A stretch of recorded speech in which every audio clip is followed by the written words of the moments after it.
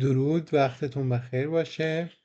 با شما هستیم با اسکریپت Node.js و استوک و کلودفلر که اینجا چت صوتی شروع میشه و چت رندوم هست و چتی هست که مخصوص دوستا هست. اینجا شروع چت که میزنن دسترسی میدیم به میکروفون و اینجا جستجوی کاربر. من الان با موبایلم الان از این ور میارم مولد لایو. خب اینم ورود با گوگل رو میزنم.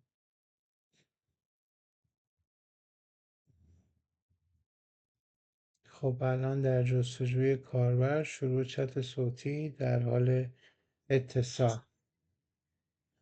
خب این اینجا حالا شما میتونید باهاش درخواست ویدئو کنید که الان من با موبایل درخواست ویدئو میزنم آیا میخواید ویدئو چت کنید، قبول میکنم، بعد الو رو میزنم و بعد از چند ثانیه ویدئو باید نمایش داده بشه.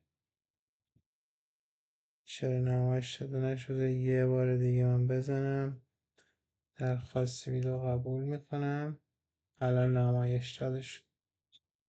خب قطع ویدئو. الان درخواست بازی دوستانه داریم با بازی شرطی.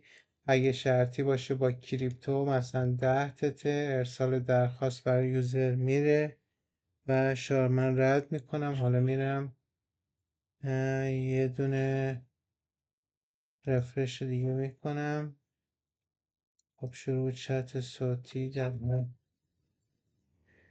اینم بی صدا.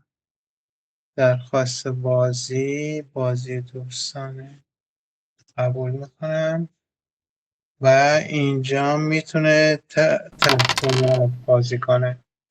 6 و بش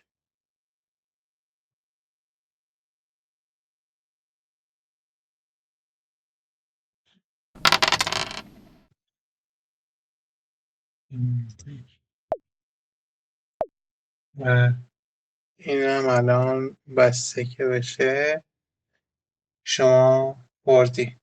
دست بعدی داره و همه اینا. و اینم خیلی اسکریپت سبک راحتیه. لینک دهواز چه خصوصی هم داره. وقتتون بخیر باشه. بدرود.